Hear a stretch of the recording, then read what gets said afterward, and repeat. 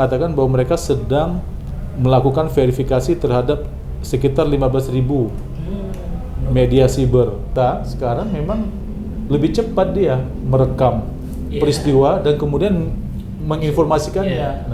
Dulu tahun 2017 Kementerian Komunikasi dan Informatika mengatakan ada 43.000 media yang mendiseminasi informasi. Nah, berarti kan kalau kita bicara tempat tumbuh, ya ini terkait dengan karakter manusia sekarang yang ingin lebih banyak dalam waktu yang lebih singkat. Karya pers biasanya wajah anak-anaknya dibikin blur atau namanya dibikin inisial gitu.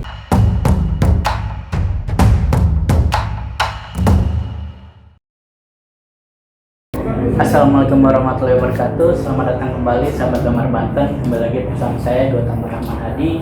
Hari ini kita sedang bersama dua orang yang sangat hebat ya. Dari pertama itu Pak Teguh sebagai ketua dari pusat JMC dan juga Pak Wahyu sebagai ketua JMC dari Banten. Nah, mungkin pertama-tama biar sahabat Gamar Banten tahu terlebih dahulu kali ya. Nah, sebenarnya JMC itu apa sih? Iya. Yuk. Mungkin dari Pak Ketum yang tahu. I would like to test my minister. Oh, siap. Udah langsung dites ini. Ya, terima kasih Mas. JMC itu singkatan dari Jaringan Media Siber Indonesia. Dia lahir di tahun 2020 di sehari sebelum peringatan Hari Pers Nasional di Kalimantan Selatan. Jadi usia sekarang kalau dihitung 2020 sekarang 2024 sudah 4 tahun gitu kan. Dan kita ini organisasinya bukan organisasi profesi wartawan bukan, tapi organisasi perusahaan pers itu. Jadi organisasinya berbeda dengan organisasi profesi kayak PWI, AJI dan IJTI gitu. Terus di usia yang sekarang keempat dan di usia yang kedua sebenarnya JMC itu mempunyai terobosan yang cemerlang itu ketika di umur 2 tahun sudah diakui oleh Dewan Pers.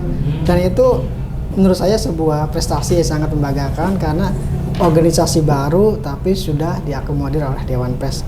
Itu mungkin sebenarnya pada saat deklarasi itu Banten salah satu yang jadi deklaratornya gitu. Itu saja singkat dari saya, mungkin Pak Ketum yang nambahin. Bagaimana Pak Ketum? Iya, jadi tadi sudah disampaikan oleh Kang Wahyu. Ini organisasi yang anggotanya perusahaan pers, khususnya perusahaan media siber. Alhamdulillah diberi kepercayaan oleh Dewan Pers untuk jadi konstituen anggota sejak 2 tahun lalu. Jadi dalam waktu yang singkat memang. Tugasnya apa? Tugasnya untuk melakukan pembinaan terhadap anggota yang adalah perusahaan media siber di Indonesia ini, melakukan pembinaan agar mereka bisa tumbuh menjadi perusahaan yang profesional. Indikator perusahaan profesional itu hanya 2 dalam konteks ini. Yang pertama, dia punya kemampuan bisnis yang memungkinkan dia bisa hidup, bertahan, menjadi sumber kehidupan bagi karyawan. Yang kedua, dia menghasilkan karya pers yang berkualitas baik. Cuma 2 itu saja tujuan dari pembinaan ini. Oke, siap. Kalau boleh tahu nih, kan dibilangnya cyber itu kan berarti secara online ya, dunia maya nih. Kalau boleh tahu ada nggak sih kayak hal-hal yang khusus gitu yang membedakan antara media-media cetak sama media maya itu sendiri? Ya, sebetulnya kan kalau kita bicara digital itu kan salah satu platform, ya. Salah satu platform atau tempat tumbuh pers. Kalau prinsip-prinsip persnya sih sama saja. Apakah itu dicetak yang kita kenal, radio, televisi, media digital sekarang. Yang beda cuma platformnya, tempat tumbuhnya. Nah, berarti kan kalau kita bicara tempat tumbuh, ya ini terkait dengan karakter manusia sekarang yang ingin lebih banyak dalam waktu yang lebih singkat. Nah, itulah kemudian yang menjadi kelebihan dari platform digital. Gitu aja kira-kira menurut saya. Dan karena itu jadi mudah bagi berbagai pihak untuk mendirikan perusahaan media siber Sehingga banyak sekali perusahaan media siber ini yang tumbuh dalam waktu 10 tahun belakangan ini di Indonesia gitu ya. Makanya tadi kalau kita bicara Dewan Pers itu ada 3 organisasi perusahaan yang ketiga-tiganya ini anggotanya adalah perusahaan media online untuk memfasilitasi mereka.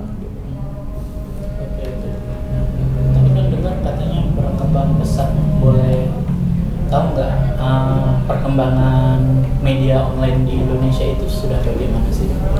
Ya, kalau dulu yang mendominasi kan barangkali memang perusahaan-perusahaan besar yang kita udah kenal lah. Iya, pasti. Kita sebutlah itu media mainstream. Nah, tapi dengan kemudahan tadi itu, kemudahan teknologi terutama, kemudian juga kemudahan bagi insan pers untuk berpindah dari satu perusahaan ke perusahaan lain, jadi banyak sekali. Nah, berapa banyak? Ini kita belum tahu. Dewan Pers juga belum tahu. Maka Dewan Pers sedang melakukan pendataan untuk mencari angka yang paling mendekati realita. Dulu tahun 2017, Kementerian Komunikasi dan Informatika mengatakan ada 43.000 media yang mendiseminasi informasi. Nah, tapi sekarang ini ya, kemarin angka di Dewan Pers lah ya, waktu kita rapat terakhir, mungkin sebelum Lebaran seingat saya, sebelum bulan Ramadan, Dewan Pers mengatakan bahwa mereka sedang melakukan verifikasi terhadap sekitar 15.000 media siber yang sedang mereka verifikasi, ditambah dengan yang sudah, ya barangkali 16.000 lah, 16.000 lah ya, 16.000. Banyak juga itu sebetulnya. Nah, kalau masalahnya di Banten kan dibilang kalau masalah media online, kita kan banyak ngambilnya dari kayak video-video yang diberikan oleh masyarakat gitu. Oh iya. Nah, kalau boleh tahu nih, ada nggak sih kayak suatu hal gitu yang bisa membuat seperti berita itu tidak terlihat bias gitu, karena kan seperti yang kita ketahui kan masyarakat kan pasti ada biasnya sendiri, terutama dalam budayanya atau bahkan dalam ya hal-hal yang terlalu dibilang menetap di tempatnya gitu, biar media-media itu tidak dibilang bias. Itu ada nggak sih kayak hal yang dilaksanakan? Yang dimaksudkan berarti video-video yang direkam secara mandiri oleh anggota masyarakat, yang sekarang disebut netizen. Nah, video-video macam begitu itu klasifikasinya baru sumber informasi. Oh, ada klasifikasi lain? Ya, itu baru sumber informasi. Sumber informasi yang berkembang di tengah masyarakat yang memanfaatkan platform digital. Nah, untuk menjadikan dia sebagai produk pers, maka sumber informasi itu harus diproses dengan menggunakan metode kerja jurnalistik. Misalnya apa? Check and recheck. Ya, kita memang lihat misalnya ya, contohnya ginilah, tol Bocimi longsor. Ya, itu kan informasi. Nah, dia belum bernilai berita manakala dia belum didalami pakai metode jurnalistik. Nah, kalau dalam pakai metode jurnalistik itu berarti apa? Ruang redaksi harus punya kemauan untuk mengkonfirmasi kebenaran itu. Kemana mengkonfirmasinya? Ya, kalau misalnya tahu siapa sumber yang mengambil video, boleh juga. Tapi juga perlu menanyakan ke lembaga-lembaga pemerintah yang terkait, misalnya dengan perawatan jalan tol, atau misalnya ya lembaga lain lah yang itu memang bisa memastikan bahwa ada peristiwa itu, atau nanti kami akan cek gitu. Nah, jadi intinya sumber informasi itu bisa banyak, bisa berbentuk rumors, bisa berbentuk tadi ya video yang berseliweran di platform media sosial. Nah, tapi untuk menjadikan dia sebagai karya pers itu harus diproses dengan jalan-jalan pers. Kita tidak bisa menutup kemungkinan tidak bisa menutup kenyataan juga bahwa netizen masyarakat kita sekarang memang lebih cepat dia merekam peristiwa dan kemudian menginformasikannya. Nah, tapi kan kita ingin gini, kalau dalam berita itu ada satu hal yang mesti dipertimbangkan, namanya efek, dampak. Nah, barangkali kalau netizen, masyarakat biasa belum berpikir sampai ke arah dampak. Yang penting gue paling dulu tahu nih. Viral ya. Ya, viral. Nah, tapi kalau pers ada tanggung jawab, yang namanya tanggung jawab dampak. Nah, maka misalnya kalau video yang dibuat oleh masyarakat biasa itu korbannya misalnya anak-anak, ya kan, kelihatan. Nah, tapi begitu lembaga pemberitaan yang mengambil informasi publik itu, kemudian dia hendak menjadikan sebagai karya pers, biasanya wajah anak-anaknya dibikin blur, atau namanya dibikin inisial gitu. Mungkin orang akan bilang, lah kan orang juga udah lihat wajahnya di video asli. Nah, tapi ya itulah dia metode kerja jurnalistik gitu. Karena ada misalnya pedoman pemberitaan ramah anak, ada. Nah, kalau kita baca pedoman pemberitaan ramah anak yang dikeluarkan oleh Dewan Pers, di situ disebutkan identitas anak itu tidak boleh disebutkan. Alamatnya paling rendah kecamatan. Jadi nggak bisa sebut nama, nggak bisa kasih lihat muka, alamatnya pun kecamatan, nggak bisa misalnya seorang anak berusia 3 tahun, si Fulan tinggalnya di jalan ini, gang ini, nggak bisa. Kalau kita lihat pedoman pemberitaan media siber, dan di situ disebutkan yang namanya anak itu di bawah 18 tahun. Sekarang nih itu di Dewan Pers. Nah, dia, ya jadi memang coba, ya inilah dia, memang berlebihan, tapi ya gitu etika. Jadi udah banyak sistemasinya ya. Iya, karena ada dampak, ada ya mungkin publik nggak urusan dia, misalnya korban pembulian, perundungan gitu, ya kan, anak kecil dikeroyok sama teman-temannya di sekolah, barangkali pun mengatakan, waduh, tega banget nih teman-temannya nih, ya kan, ini harus diviralkan supaya tidak terjadi lagi kan gitu. Nah, tapi kan ada dampak lain, misalnya perasaan korban, ya kan, malu atau apa, rendah hati, itu kan, itu pers memikirkan itu. Siap. Nah, kalau ngomong JMC kan pasti ngomong tentang dunia maya ya, online. Dan karena sekarang kan banyak yang bilang revolusi industri 4.0, digitalisasi segala hal. Dan kita sudah dapat lihat kalau dari berita-berita cetak yang biasanya dapat lama informasi, kalau berita online kan sekali ada kejadian bisa langsung ada beritanya nih. Nah, kalau pengen boleh dikasih tahu, kita pengen tahu kalau misalnya dalam permasalahan ini kan banyak yang, apalagi pas pemilu kemarin kan banyak yang bilang berita-berita hoax gitu kan, berita-berita palsu atau berita yang bisa dibilang tidak mengeluarkan secara keseluruhan hal yang terjadi dalam suatu hal itu. Nah, dalam JMS ini apa sih langkah-langkah yang dilaksanakan dalam mengurangi berita-berita yang berbau seperti itu? Ya, ini kayaknya Ketua Wahyu bisa. Oke. Siap. Bagaimana?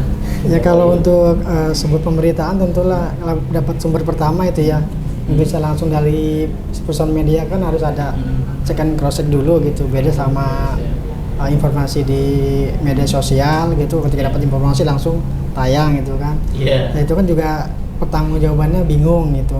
Nah, kalau di perusahaan pers itu kan karena dia punya susunan redaksi, ada perusahaan persnya gitu kan, tidak serta-merta langsung informasi pertama, situasi awal itu langsung dimunculkan, pasti ada yang namanya check and balance-nya gitu, sehingga menghindari adanya informasi itu yang komplain seperti itu, tidak terima dengan informasi yang kita beritakan. Jadi emang platformnya beda lah dengan media sosial gitu. Oke. Begitu ya. Mungkin biar pertanyaan terakhir deh, masalah JMSI ini kan sudah berdiri 4 tahun ya. Kalau boleh tahu gitu, kan sudah banyak di beberapa daerah, tapi kan ada beberapa daerah juga yang masih belum dimasukkan ke dalam JMSI gitu kan. Salah satunya Kota Serang lah, masih belum terlalu ada gerakan-gerakan di sana. Nah, kalau boleh tahu gitu, buat media-media yang ingin masuk ke JMSI itu ada nggak sih tata caranya untuk masuk? masuk di organisasi JMSI? Kalau di Banten itu emang kita kan baru 3 dari 8 kota kabupaten baru 3 ya. Iya. Emang target saya sampai saya ini memang tinggal 1 tahun juga nih, kebetulan sama dengan ini tinggal 2025 gitu saya selesai gitu. Target saya sebenarnya separuh kota kabupaten gitu, tapi baru 3 itu masih kurang 1 gitu. Dan berharap itu ada di Kota Serang. Karena kenapa? Karena ibu kota provinsi gitu. Dan kita belum terbentuk gitu. Yang pertama menurut saya mah dia harus punya akte perusahaan ya, dan akte perusahaan itu juga harus kita sharing lagi itu di pasal 3-nya harus benar-benar perusahaan untuk pers gitu. Kadang-kadang kalau yang masih banyak banget di Provinsi Banten itu perusahaannya masih nyampur gitu dengan anu gitu, itu udah pasti kita tolak gitu kan. Setelah itu kita ada kriteria lain seperti pimpinan redaksinya harus ada gitu, redaksinya harus ada gitu. Terus ada yang wartawannya siapa, penanggung jawabnya siapa gitu. Emang banyak banget yang gagal seperti itu. Rata-rata mereka itu isunya di Banten itu ya kembali lagi Pak Ketum itu dia yang pemret, dia penanggung jawab, dia yang bosnya itu. Itu tidak bisa gitu. One man army ya. Iya. Itu yang tidak bisa kita masuk di JMSI seperti itu. Oke, siap. Oke deh, mungkin itu dulu kali ya untuk perkenalan masalah JMSI. Saya Kang Tama izin undur diri. Terima kasih sahabat Damar Banten telah mendengarkan sampai saat ini. Assalamualaikum warahmatullahi wabarakatuh. Waalaikumsalam. Waalaikumsalam.